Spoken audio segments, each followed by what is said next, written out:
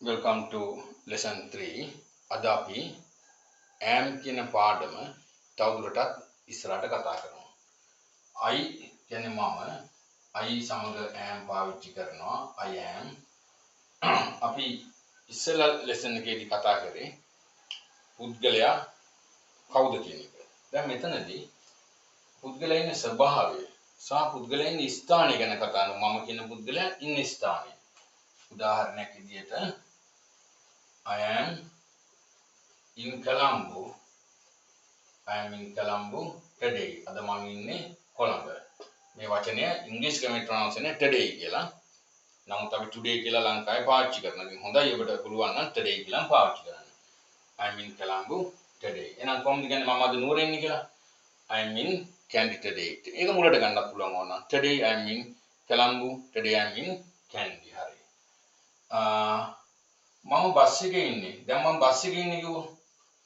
Now I'm කතා කරනකොට එහෙම කෙටි කරන්න පුළුවන් නේ. I'm on the bus.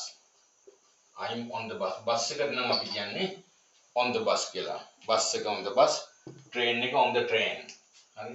On the train. කෝච්චිය නම් I am on the train.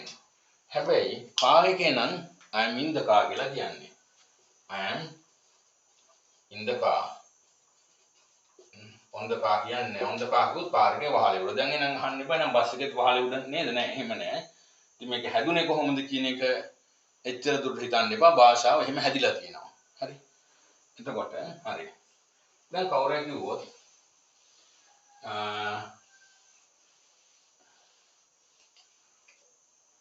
I am on my way. I am on my way home. මේ වචනේ හරියට શબ્ද දෙන්නේ නේ ඉංග්‍රීසි ක්‍රමයට home කියලා. අපි ඒකට phonetics ලියනවා කියලා කියනවා මෙන්න මෙහෙම home. නමුත් එච්චර ඒවා හිතන්න එපා. ඊට පස්සේ අපි කෙනෙක් ගමු home කියලා දැන් ප්‍රොනවුන්ස් කරන හරින වචනේ home. හරි. I am on my way home. මම ගෙදර එන ගමන්. මම ගෙදර එන ගමන්. මම driving කරන ගමන් කියලා කියන්න පුළුවන් I am at wheel. I am at wheel කියවම මම මේ රෝදේ ඉන්නව නෙමෙයි. එහෙනම් අර ත්‍රී වීල් වලට වීල් කියලානේ අපේ.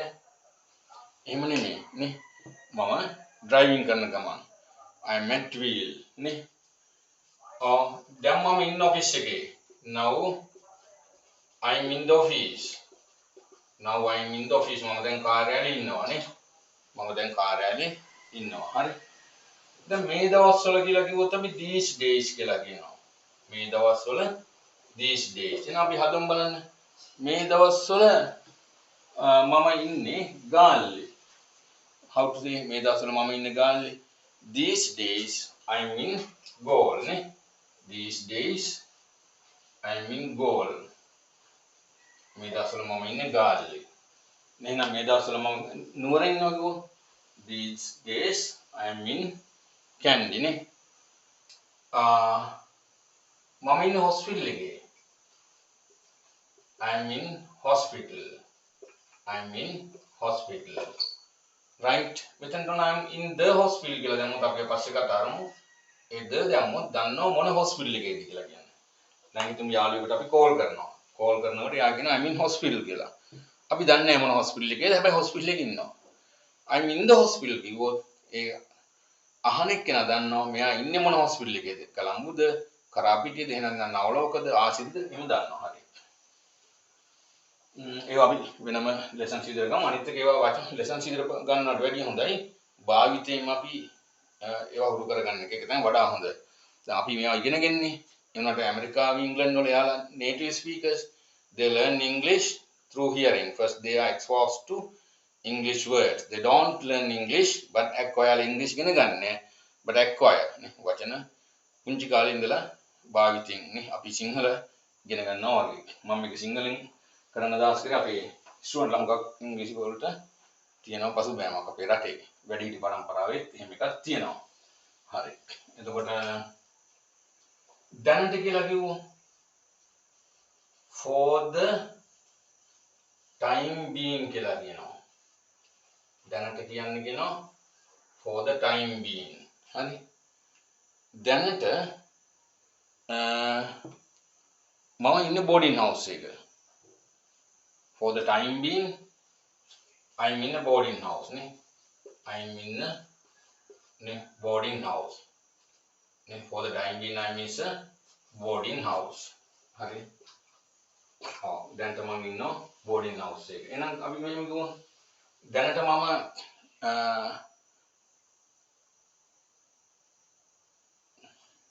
දැන් තමන් ඉන්නේ මාමලා ගෙදර කියමු. For the time being, I'm in my uncle's house. දැන් තමන් ඉන්නේ මගේ මාමා ගෙදර. For the time being, I am in my uncle's house. අපි හිතමු නර්ස් කෙනෙක් කියනවා, හෙදියක් කියනවා මුළු දවසෙම මම ඉන්නේ හොස්පිටල් එකේ කියලා. කොහොමද කියන්නේ මුළු දවසෙම මම ඉන්නේ හොස්පිටල් එකේ? All day, මුළු දවසෙම all day I am in the hospital. සාමාන්‍යයෙන් අහන එක නම් දන්නවා වැඩ කරන මම හොස්පිටල් එකේද කියලා. in the hospital කියන එතන අර විශේෂයෙන් වැඩ කරන තැන. All day I'm in the hospital. නේ අපිට වැඩගත් උනේ අපිට මෙන්න මේ වචනේ දෙන්න.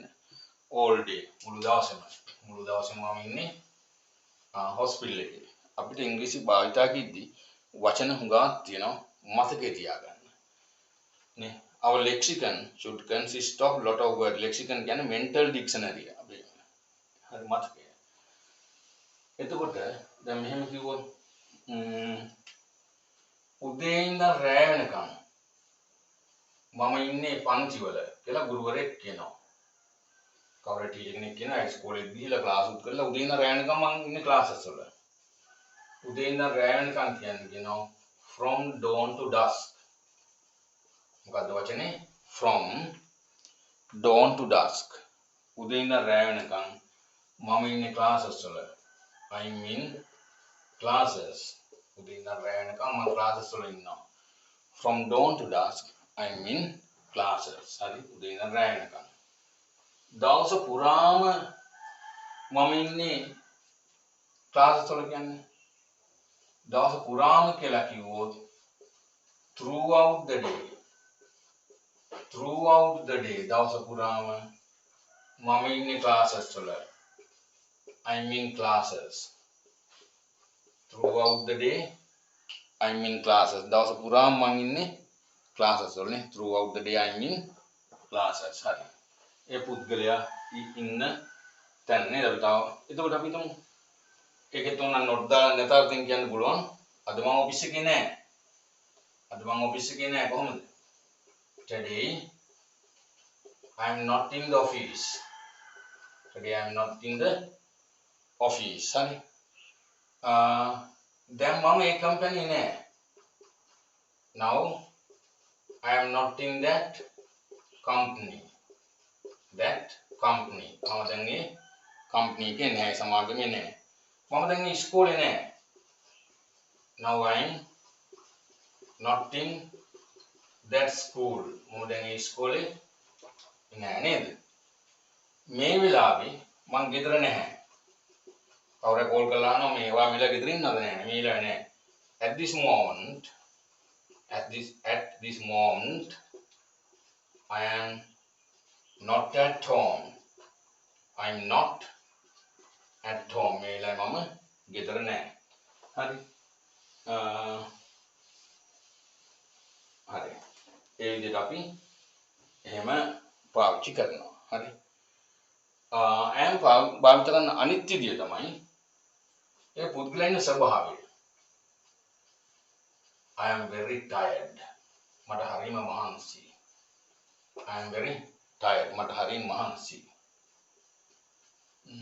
I am very hungry. මට හරිම බඩගිනි. හරි. මං වත් එක තරහයි. I am angry with you. හරි. කවුරුයි කිව්වොත් මං හුඟා මහතයි. I am too fat. නේ ඒ තව කියන්න පුළුවන් හුඟක් දේවල් තියෙනවා. I am stumped නේ ඒක විවිධ වචන තියෙනවා. මම එකක් කිව්වේ. හරි. I am sick. මං අසනීපෙන් ඉන්නේ. ඒ වුණාට උනා කියන්න පුළුවන් I am ill කියන්නත් පුළුවන්. I am unwell කියන්නත් පුළුවන්. ඒත් අසනීපෙන් ඉන්නේ. I am unwell. හරි. මං අසනීපෙන් ඉන්නේ කියන්නේ විවිධාකාර ක්‍රම තියෙනවා කියන්නේ. හරි. එතකොට හරි ඒ ඉන්න පුද්ගලයන්ගේ ස්වභාවය. නේ මේ දවස්වල මං හරිම බිසි. කවුරුගෙන අපි මේ යන් ට්‍රිප් එකක් අනේ බෑ නේ. මේ දවස්වල මං හරිම busy. These days I am very busy. These days I am very busy. මේ දවස්වල මං හරිම කාර්යබහුලයි. හරි. I am very busy. හරි. අපි තුමු අද මම විවේකීව ඉන්නවා. Today I am free. Today I am free. අද මම විවේකීව ඉන්නවා නේද? මම දැන් ඩියුටි. කවුරුහරි කෝල් කරනවා කොහෙද ගෙදර දාන්නේ නෑ මම ඩියුටි. අපි දැන් නර්ස් කෙනෙක් වගේ කියනවා. I am on duty. I am on duty. මම රාජකාරී නිරත වෙලා ඉන්නේ මම ඩියුටි. ඒක කවුරු යනවා ඔයාද office එකේද?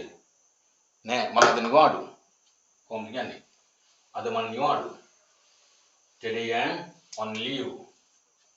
Today I am on leave. ඒත් මම කව report writing වලදී වගේ letters වලදී මේ කෙටි කරලා දාන්නේ I am කියලාම ලියන්න ඕන. හරි? I am on leave. හරි? හරි? එතකොට I am busy. I am angry. I am tired. හරි? I am upset. I am upset. මම upset එකේ ඉන්නේ මම කියනවා නිකන් ව්‍යාකූල තත්ත්වයක වගේ ඉන්නේ. ඒක ඉංග්‍රීසි වර්ඩ් එක upset කියන එක. හරි? I am upset නේ. ඊළඟට මට ඔබ ගැන ආඩම්බරයි. I am proud of you. ඉන්න ස්වභාවය නේ I am proud of you. මට ඔබ ගැන ආඩම්බරයි. මට ඔබ ගැන දුකයි. I am so sad of you. මම මේ ගැන දුකෙන් ඉන්නේ. I am worried of it. I am worried of it. මම මේ ගැන දුකෙන් ඉන්නේ. අන්න ඒ වගේ අපිට භාවිත කරන්න පුළුවන් නේද? හරි. හරි. එහෙනම් අපි ඊළඟ ලෙසන් එකේදී මේක තවදුරටත් සාකච්ඡා කරමු.